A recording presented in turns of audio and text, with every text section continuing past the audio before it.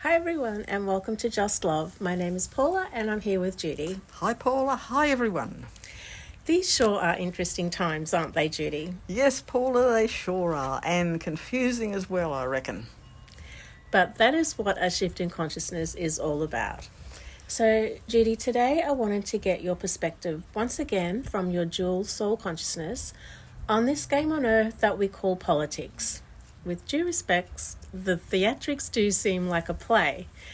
So, talk to us about left wing, right wing, communism, fascism, Nazism, and any other isms that we need to be aware of. Yes, and no doubt at all about the planetary controllers being behind all these politicians. People really do need to wake up to what is going on, and I realise how hard it is, even in countries like Australia, America and most of Europe, where people are able to vote, but in many cases our choice is so limited. What needs to be understood is that the controllers, the Repterrans and the Anunnaki, are behind both political extremes, far right-wing, which is fascism, Nazism, and far left-wing, which is communism. The ETs explained to me long ago that they're actually identical in that they are both into having total control and taking away the rights of citizens. I later found out that this is recognised down here on Earth and known as the Horseshoe effect. Can you explain the Horseshoe effect? What this means is that if you go far enough right or left politically, you basically meet in the middle. Both sides use their perceived differences to start wars against the other, but they are basically exactly the same thing. And this has all been planned and has been playing out since the beginning of time. Yes. It's the planetary controllers who engineer all of this in the background in order to keep humanity at war, which in turn disempowers us and enables them, the controllers, to control us. If all the fear-mongering of political extremism, which expresses through racism and religious intolerance, could be overcome, and Earth-plane humanity could come to a state of oneness, this would empower us no end as a planetary culture. The controllers encourage all this fear-induced intolerance and warmongering simply to keep themselves in power. And so many humans buy into it willingly, not realising the lies and trickery going on behind the scenes. It shocks me beyond words that people can't see this.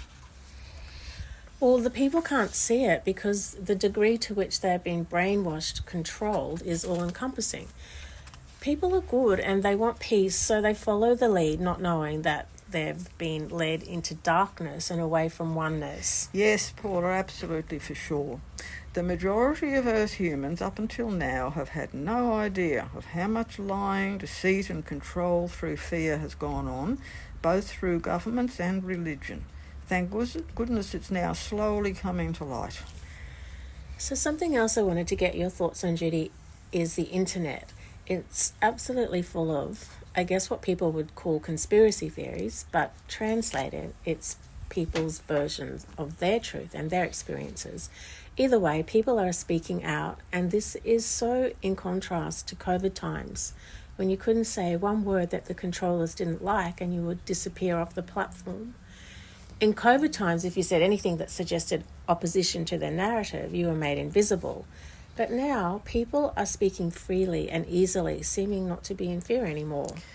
I think it seems to be since all this stuff about Epstein came out. It's making the controllers back off, at least a bit, especially since this affair with the former Prince Andrew. Trump is still trying to hold on to it and creating this war to deflect attention away from it, but most of the world is awake up to this. With him, it's just so obvious. Knowing him, don't be surprised if this post gets taken down, which would be a real giveaway. Yep.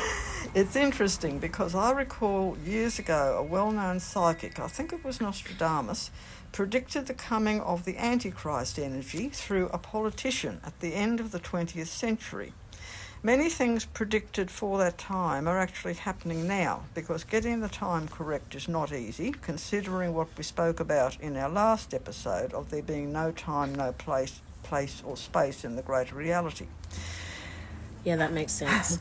And another word for Antichrist energy is negative energy. Would I be correct in saying that? Or Is the energy that Trump comes from something more nefarious? There really is only negative and positive, but of course there are degrees. Something or someone can be more negative or positive than somebody else. He is extremely negative. You've said in the past that Trump is a disruptor and he's doing a good job, but you've also said that he is needed to break the old systems down so that we can build new systems. Yes, he's doing a great job in this way, causing utter chaos, which in turn is bringing all sorts of previously hidden negativity to the surface. He's also acting as a good testing ground to see who can see through him and who can't.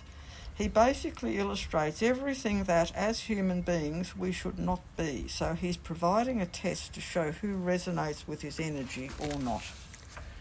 So, Judy, you were saying earlier how you realised how hard it is regarding the voting system and how in many cases our choice is so limited.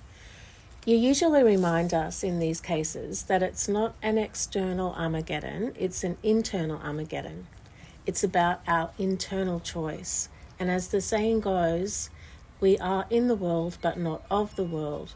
Yes, we have to play the game of life on earth, but we always have the choice to prioritise our spiritual principles. Yes, exactly. If we're living under an extreme right or left-wing government, such as fascism or communism, we don't get to vote. And if we openly defy the government, we can be in big trouble.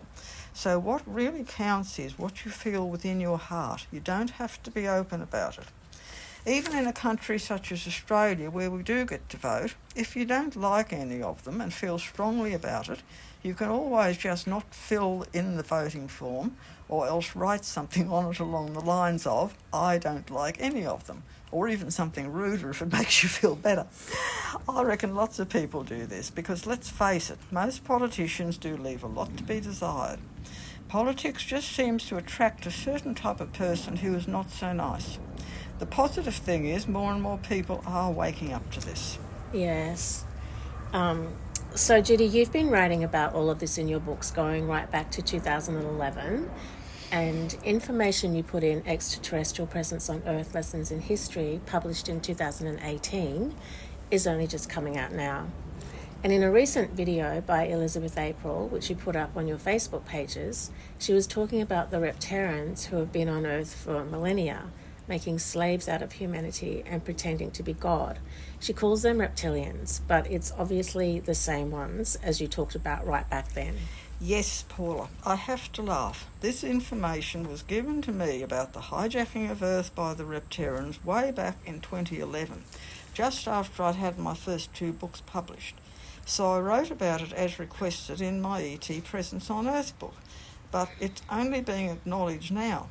If people want to read more about all of this, my other books can be accessed from Amazon through our website listed below.